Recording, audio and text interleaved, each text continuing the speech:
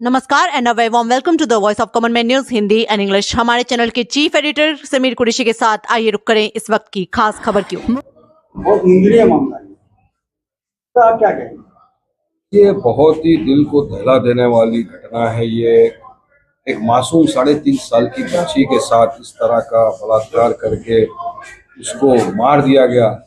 मैं कहूँगा जिसने ये हरकत को अंजाम दिया वो इंसानी दरिंदा है, दरिंदा।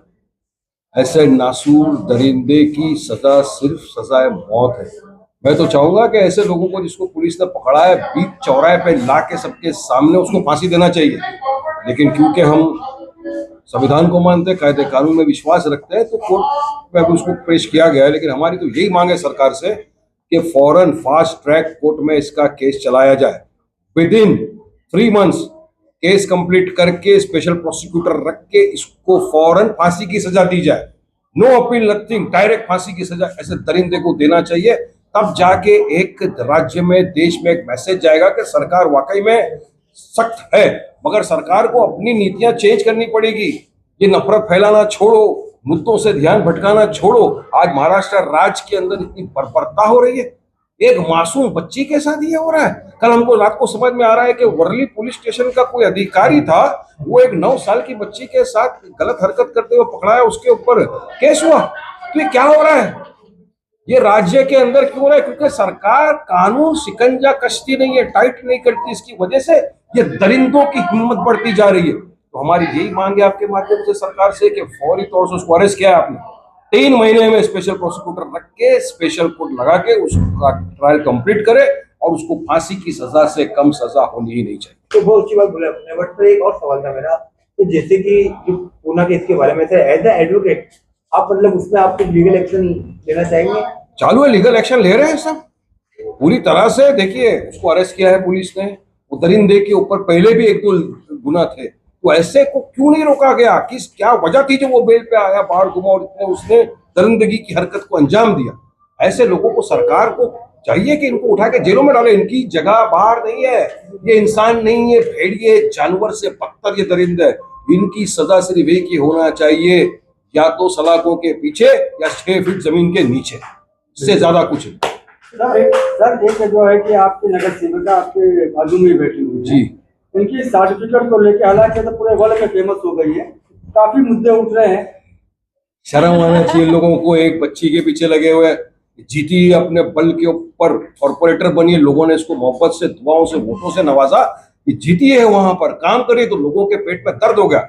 जो सर्टिफिकेट का मसला है, इन्होंने प्रेस कॉन्फ्रेंस देके समझाया, कोर्ट के अंदर मैटर है, सब जुडाइज है, इसलिए इसके ऊपर कुछ भी टिप्पणी करना मेरे हिसाब से सही नहीं। जीतने से लोगों को तकलीफ है या वर्ल्ड फेमस होने से तकलीफ? जलन हसद का इलाज क्या है? जलन और हसद है इसके साथ, और कुछ नहीं है। लेकिन ये बच्ची इंशाअल्लाह ताला काम करती थी, काम करती है, काम करती रहेगी। ये काम करने में मानती है और ये हिम्मत है इसमें। आप कुछ भी चलाओ, गोदी मीडिया का काम क्या है? कुछ भी चलाना, सिर्फ फालतूगिरी, नफरत फैलाना, भरम फैलाना, अफवाह फैलाना। लेकिन हकीकत जब उनके सामने आती है ना, खामोश होकर ताला मार के जुबान को चुपचाप बैठ जाते हैं। और इंशाअल्लाह ताला हमको यकीन है कोर्ट से जस्टिस, इंसाफ मिलेगा। और हमारी बेटी काम कर रही थी, करती रहेगी इंशाअल्लाह, और आगे बढ़ेगी और मेहनत से काम करेगी। ये हमारी भी चाहत है, ये इसकी चाहत है, ये इनके वार्ड के जो लोगों ने जिसने इनको मोहब्बत और दुआओं से, वोटों से नवाजा, उनका भी ये मानना, काम करेगी। आखिरी सवाल है, बुलडोजर जस्टिस आप किस तरह से देखें? देखिए, मैं समझता हूँ कि सुप्रीम कोर्ट ने भी कहा है बुलडोजर पॉलिटिक्स नहीं होना चाहिए या संवैधानिक है। Without following due process of law आप किसी के भी घर के ऊपर बुलडोजर इस तरह से नहीं चला सकते। मैं भी वकील, कायदे कानून का पालन भी करता हूँ। मगर होता क्या है पता है आपको? अगर कोई मुसलमान पकड़ा गया ना, तो बिना रूल ऑफ लॉ फॉलो किए, बिना कोर्ट कचहरी, उसके घर पे बुलडोजर चला दिया जाता है, असंवैधानिक काम कर दिया जाता है, ठोक डालूंगा वाली पॉलिसी इस्तेमाल कर दी जाती है।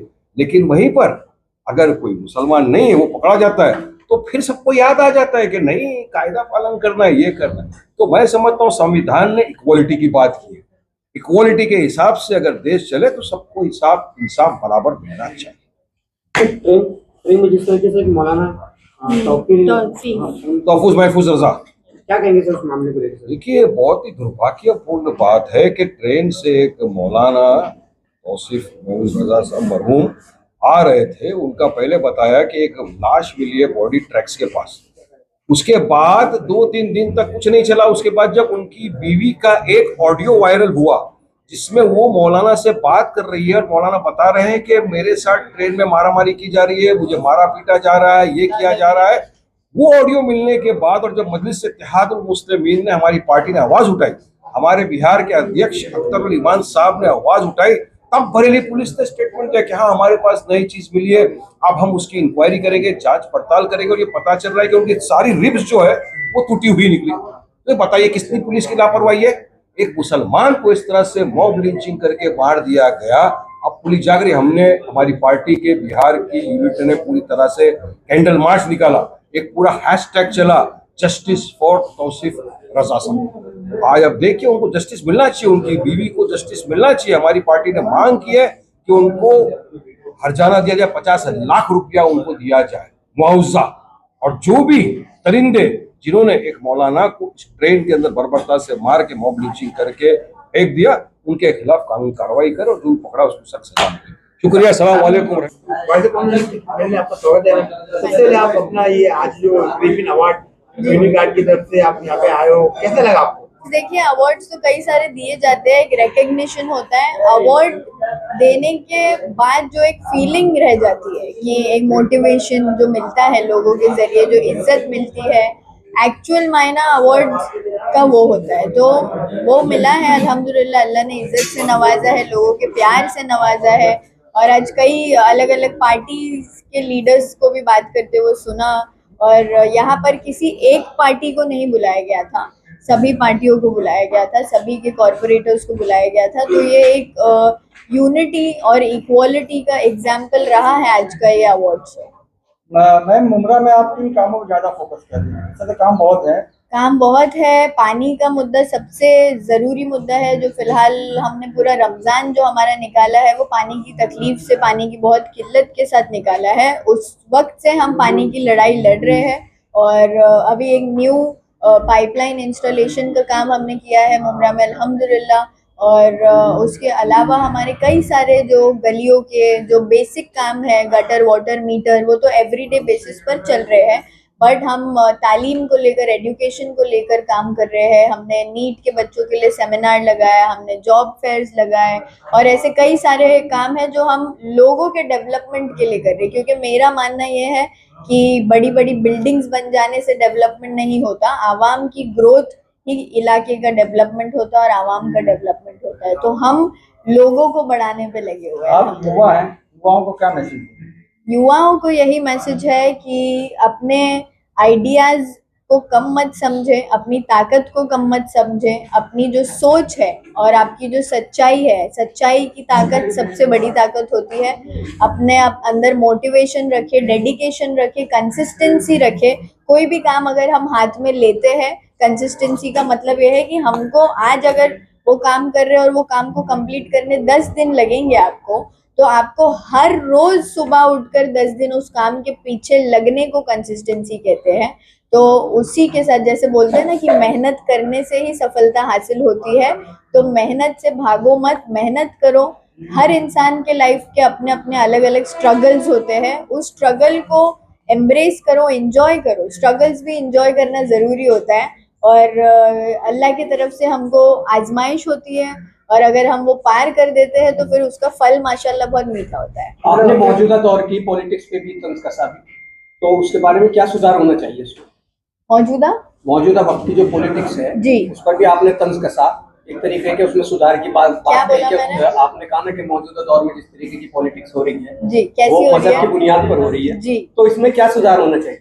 देखिए, रिलीजियस पॉलिटिक्स, धार्मिक राजनीति, जैसे आपने बोला मजहब के बुनियाद पे पॉलिटिक्स हो रही है, वो सच है। और वो पूरा देश देख रहा है, और देश क्या पूरी दुनिया ही देख रही है। क्योंकि इंडिया एक डाइवर्सिटी का एग्जाम्पल रहा है हमेशा से दूसरी कंट्रीज के लिए। दुनिया भर में जितनी भी अलग अलग देश है, उन देशों के लिए इंडिया को जाना जाता है अपनी डाइवर्सिटी के लिए। अब डाइवर्सिटी में बता दूं, इंग्लिश का एक वर्ड है जिसका मतलब है अलग अलग धर्म, जात, कास्ट, क्रीड, रिलीजन के लोग अलग अलग भाषाओं के साथ जहाँ मिलकर रहते हैं, वो डाइवर्सिटी में माना जाता है। तो इंडिया में ये होता है। इतने सारी दुनिया में जो कंट्रीज है, सब कुछ छोड़ के सिर्फ इंडिया में ही ये अच्छाई पाई जाती है। तो ये हमारी एक ताकत है जिसको हमको पकड़ के चलना चाहिए, ना कि इस ताकत को बीच में से डिवाइड एंड रूल की पॉलिसी करके चले।